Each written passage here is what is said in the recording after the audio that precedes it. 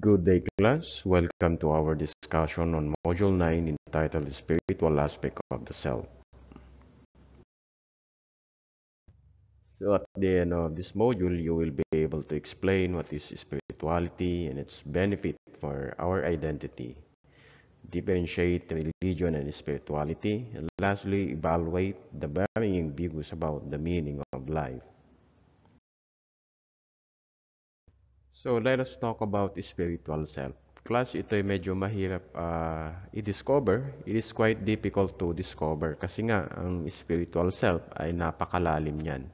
No? And secondly, hindi natin alam kung ano nga ba talaga yung kalooban or kagustuhan natin or yung tinatawag nating inner will. No? So minsan nalilito tayo. Kaya nga sometimes naghahanap tayo ng mga religion na magpipit sa atin. Kaya nga dito sa Pilipinas, napakadaming religion. Kasi nga, it is, spiritual self is quite difficult to discover. So, dito pa lang sa bansa natin, napakadami ng religion. At naghahanap tayo, no? Kung ano nga ba talaga yung kagustuhan natin, yung inner will natin when it comes to spiritual self. Hanggang sa masatisfy yung will natin, yung inner will natin. Okay? Masatisfy yung spiritual self natin ito nga, itong faith na ito ang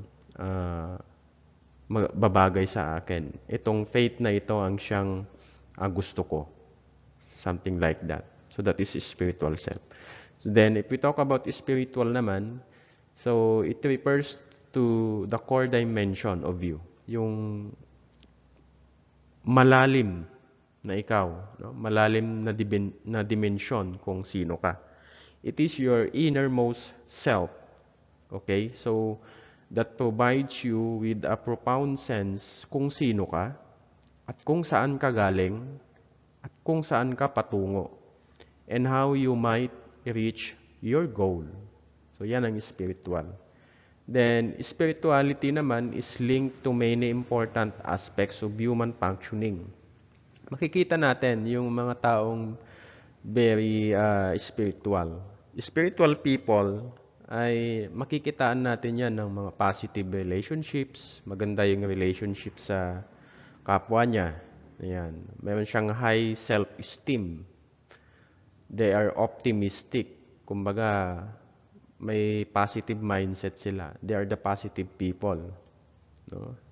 Positive lang palagi yung pag-iisip. And have meaning and purpose in life.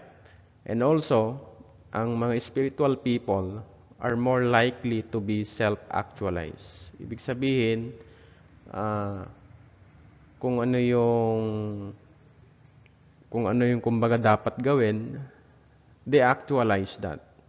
Kung ano yung tama, yun yung kanilang ina-apply at ginagawa sa kanilang kapwa. Halimbawa, pagtulong, di ba? So, yan ang spirituality. Okay? Again, kapag sinabing spirituality, it says here that there is no single definition for spirituality. Ngunit, many of us define it as a way of life. So, pag sinabing way of life, ito yung kumbaga, we stick sa kung ano yung dapat makita sa atin bilang spiritual people. Kagaya ng magandang relationship, dapat maganda yung relationship natin sa ating kapwa dahil we are spiritual people. Yun yung sinasabing way of life. Okay? So, that seeks to connect with a higher being. Ang tinutukoy dyan na higher being is, of course, our God.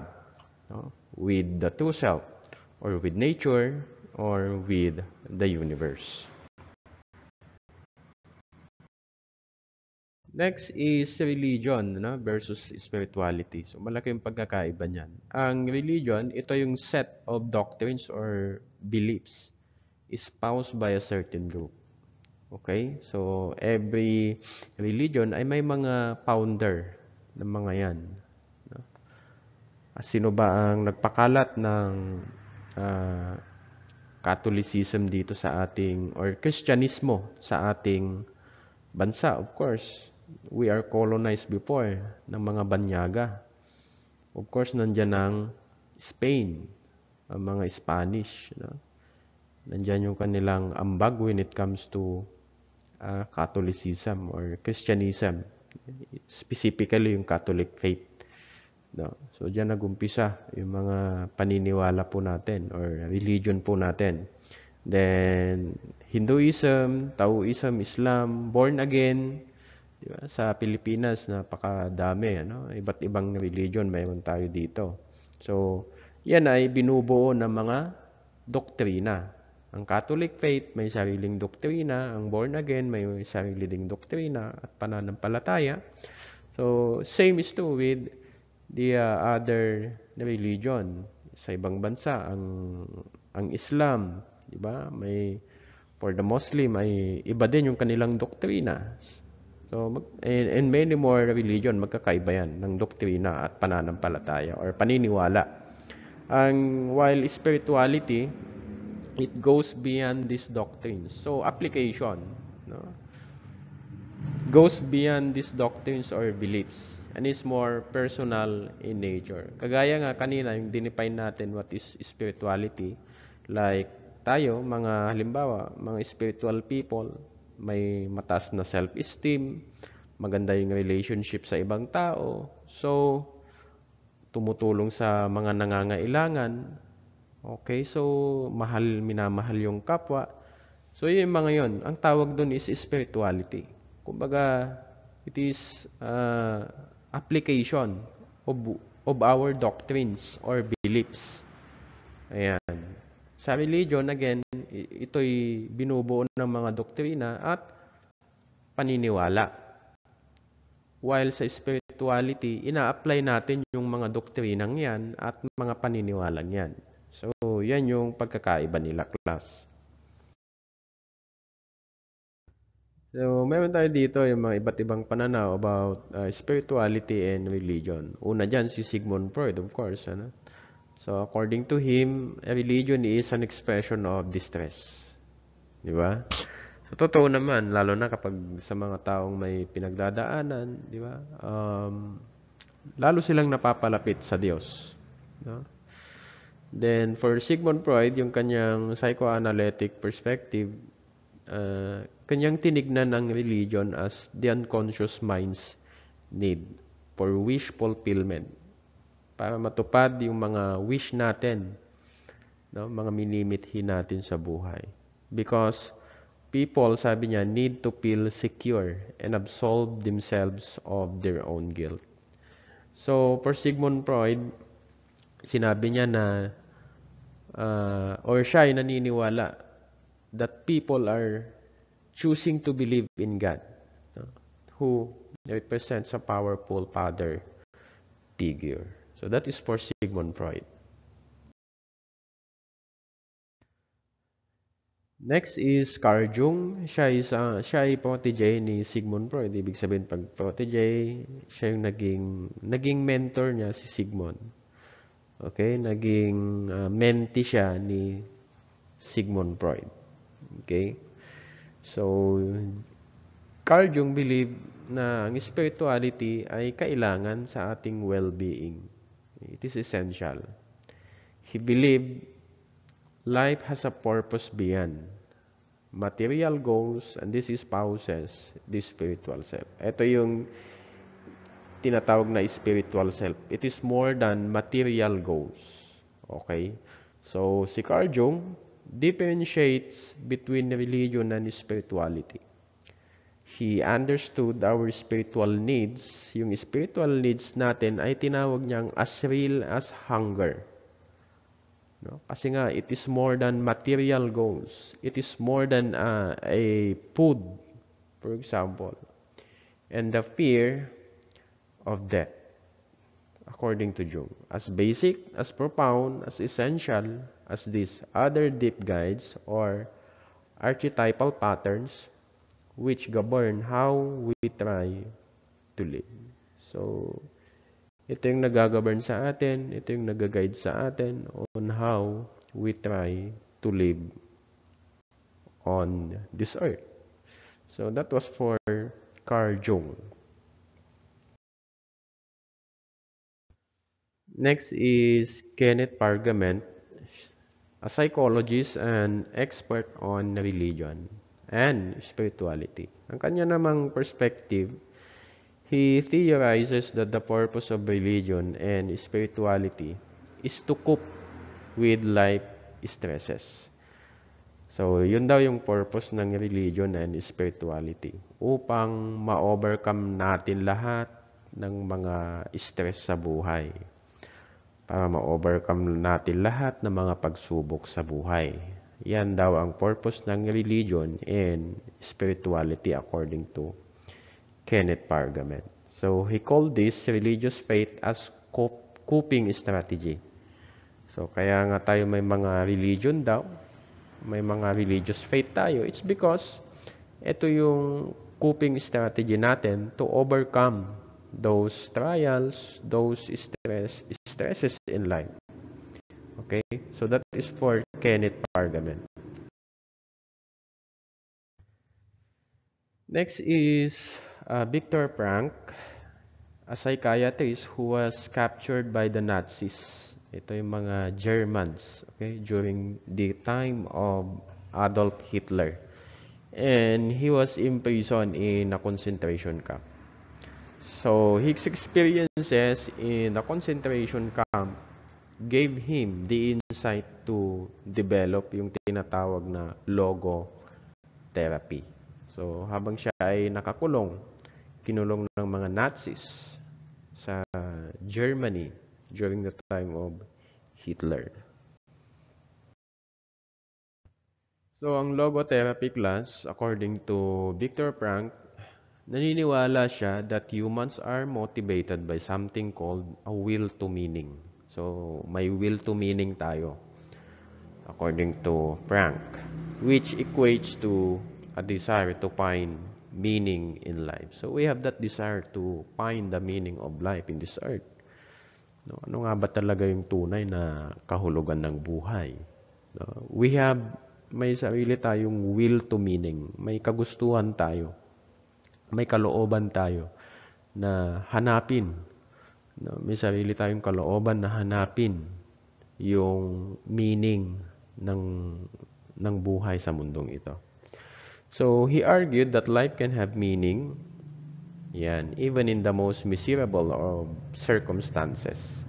And that the motivation for living comes from finding that meaning. Kahit na daw nasa pinaka-miserableng sitwasyon na tayo, okay, mayroon pa rin tinatawag na, or may meaning pa rin ang buhay behind that.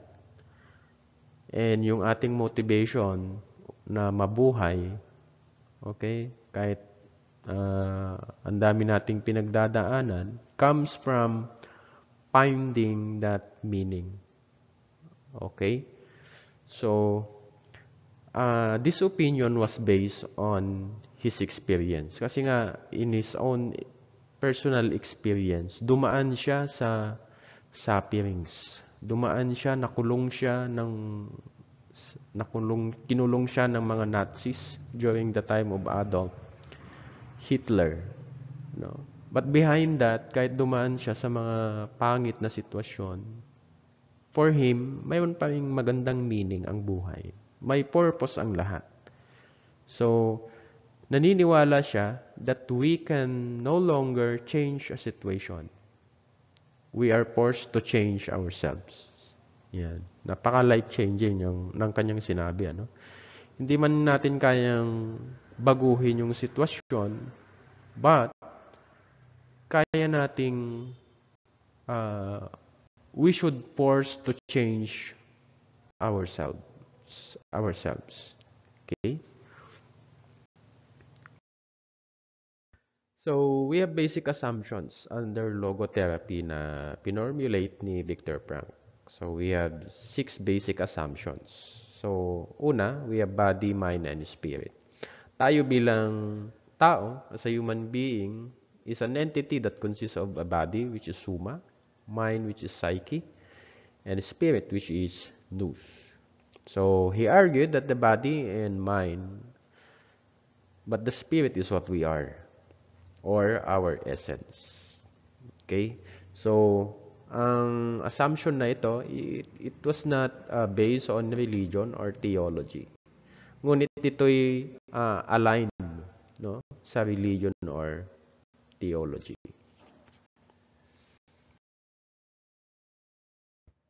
The next assumption is life has meaning in all circumstances. Sa lahat ng circumstances sa buhay natin, still life has a meaning. Either good or bad, no? Life has a meaning. That is his basic assumption. So he believed that life has meaning in all circumstances, even the most miserable ones. Okay, so this means that even when situations na objectively terrible, mayroong mas mataas na level of order that involves meaning. So according to Viktor Frankl. Pangatlo, humans have a will to meaning. So may sarili tayong kagustuhan, no, to seek the meaning of life in this earth. So logotherapy proposes that humans have a will to meaning. Kahit pangit yung mga dumadaang sitwasyon sa atin, we still have the will to meaning na hanapin. Yung purpose natin, yung meaning ng buhay sa mundong ito, which means that meaning is our primary motivation. Yun yung motivation natin na kahit ang dami-dami nating problema sa buhay, ang motivation natin ay hanapin. Alam natin na behind those problems, may solutions, may magandang or there's something good to happen behind those difficulties or problems in life. No? Yan yung nagiging primary motivation natin upang makakoop up tayo, makapagpatuloy tayo. For living and acting and allows us to endure pain and suffering. Ito yung motivation natin na kahit maraming problema, di ba? Namomotivate tayo kasi nga alam natin na makakayanan natin yung pain, makakayanan natin yung suffering, na matatapos din ang lahat. So, this is viewed as differing from the will to achieve power and pleasure. Next assumption is the freedom to find meaning. Sabi ko kanina, mayroon tayong kalayaan na hanapin kung ano yung meaning, kung ano nga ba talaga ang kahulugan ng buhay despite of challenges that we are facing. No? Kagaya ng nangyayari sa Israel and sa against Hamas sa Palestine. Still, behind those things, still we have the freedom to find the meaning of life. Yun yung motivation natin para makapagpatuloy. So, Frank argues that in all circumstances, individuals have the freedom to access that will to find meaning. Mayroon pa rin tayong kalayaan, to access, hanapin kung ano yung meaning ng life.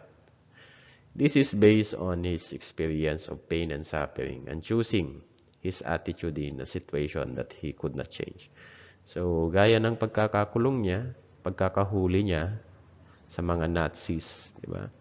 So he still decided to choose or to find the meaning of life despite of his situation.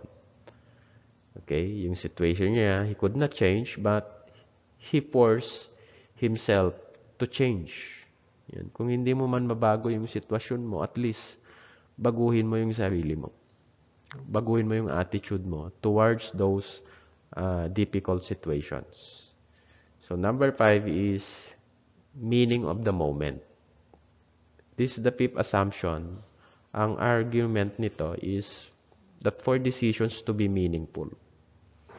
Okay, ano nga ba yung bakit tayo dumadaan sa ganitong sitwasyon, for example? Kasi let us find the solution. Let us find the meaning. Let us find kung ano ba yung gustong ipaintindi sa atin, iparating sa atin, kung ano ba yung lesson na dapat nating matutunan sa situation na ito. So individuals must respond to the demands of daily life in ways that match the values of society, of their own conscience. So instead na we question God sa mga pinagdadaanan natin, why not let us say for ourselves na ano ba yung matututunan ko sa situation na ito? Ano ba yung dapat kong baguhin or gawin? Yan, yung tinatawag nating meaning of the moment. No? The last one is individuals are unique. Magkakaiba tayo. We are unique. Every individual, okay? Hindi tayo magkakatulad. So, Frank believed that every individual is unique and irreplaceable. May kanya-kanya tayong kakayahan, may kanya-kanya tayong potentials, may kanya-kanya tayong pananaw sa buhay on how we cope up.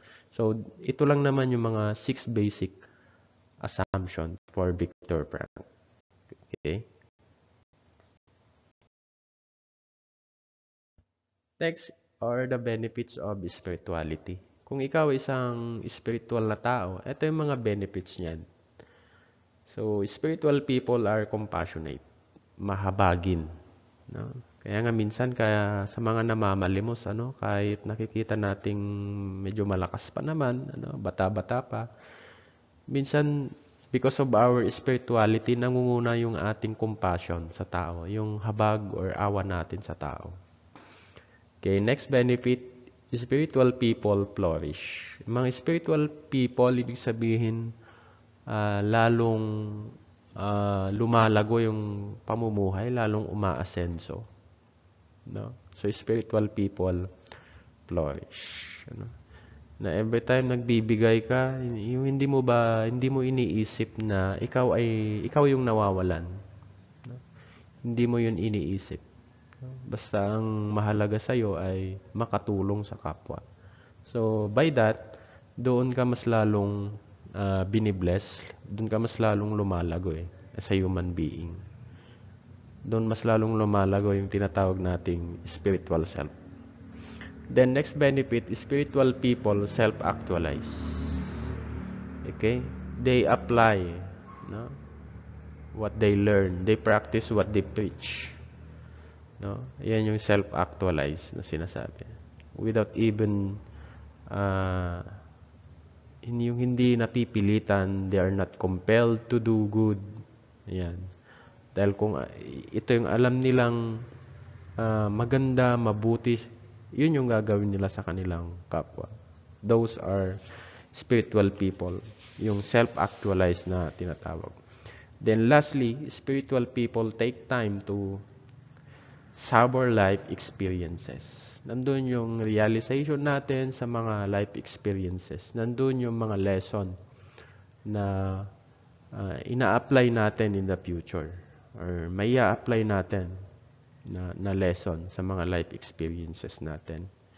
You have the time to reflect sa mga past decisions mo, kung ano yung mga dapat baguhin, kung ano yung mga dapat hindi na gawin. Okay? So, these are the benefits of spiritual people.